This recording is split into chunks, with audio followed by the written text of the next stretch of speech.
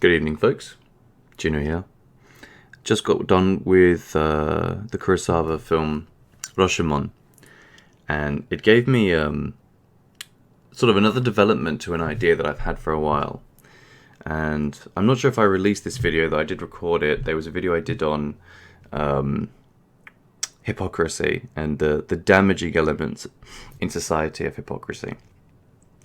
And one of the central focuses of that video was speaking about how it adjusts the social dynamic once you begin to account for deception. So you calculate it in, even in your preference in group, you begin calculating it in, and then it becomes sort of a negative feedback and a downward trend. And after watching Rashomon and seeing some of those attitudes reflected even back when that film was being made, and as it's a period piece, that's an expression of what the director envisioned was present at an even earlier time. I want to therefore kind of postulate this this theory I have, which, if I try and accumulate it together, I suppose what it amounts to is some kind of some kind of information degradation theory of civilizational decline. And to expand on that a little bit, flesh it out, I suppose what I'm trying to say there is, I think there's some strong correlation and maybe some causality between the quality and fidelity of information that's available in a civilization and its evolutionary direction. And I would therefore speculate that as the quality of information decreases that's shared among the group, so that would include things like genuine mistakes and misinformation, but also a degree of deception and the various forms thereof. But basically what that's implying or alluding to is that the information itself, which could be more accurate given the tools and environment available, is otherwise being distorted. And the information, therefore, that could be accurate and correct and contribute to the group effort and the group's general intelligence as a single organism, is being artificially manipulated to a lower state. And again, as I said in the hypocrisy video, I think that causes or contributes to a negative a feedback loop that ends up amplifying the signal and causing the degradation in information to increase over time.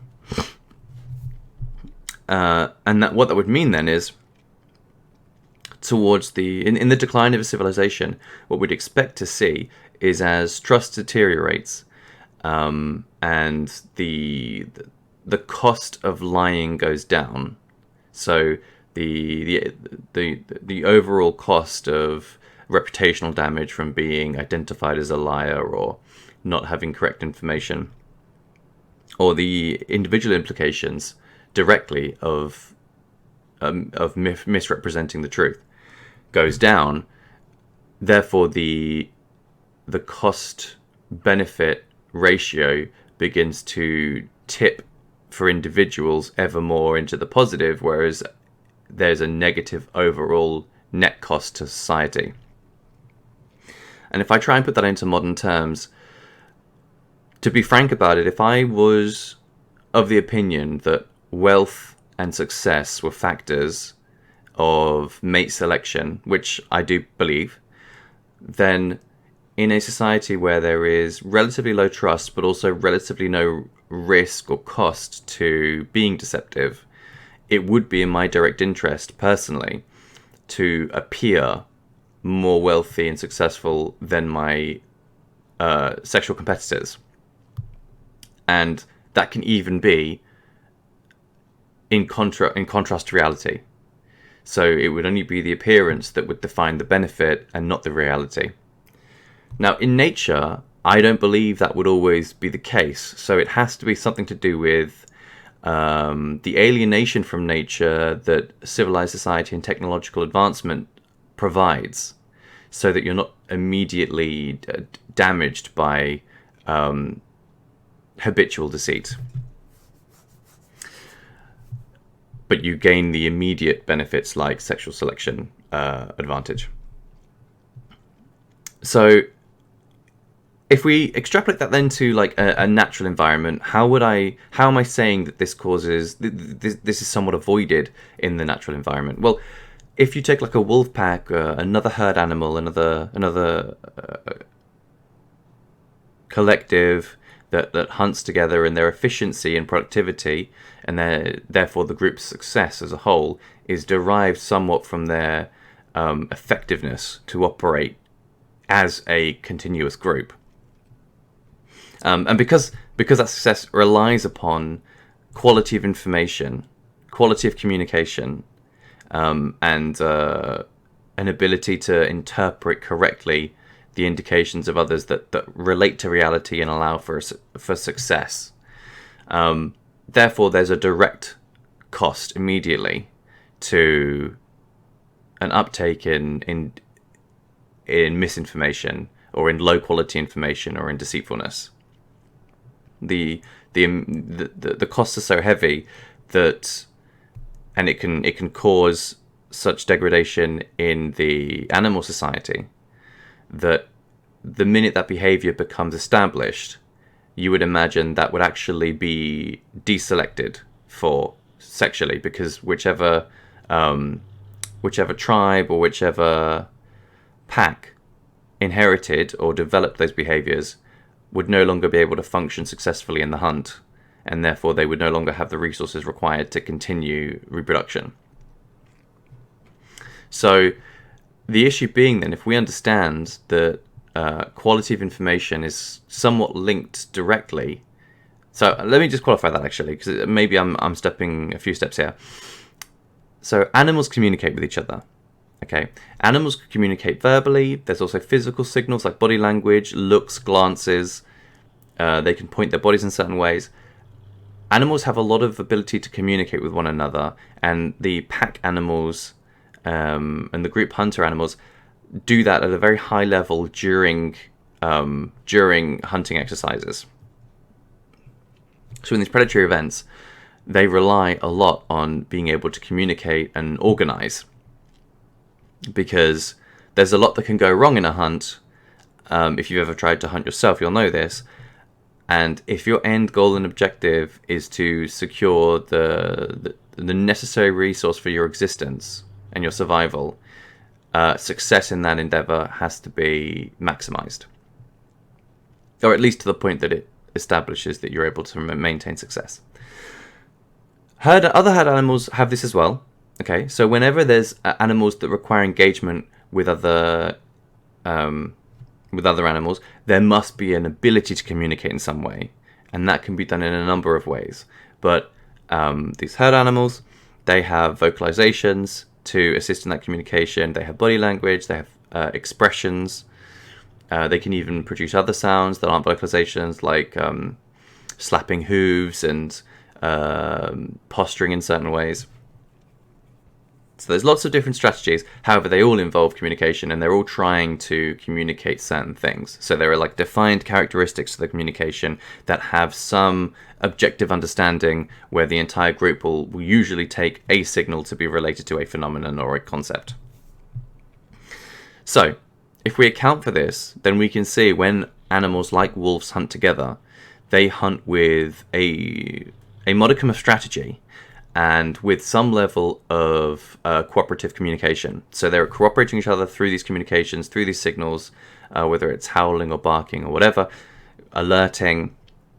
They're making claims that reflect reality, that when passed on between the individual nodes, contribute to the greater understanding of the group in the completion of the objective, and that benefit the completion of the objective.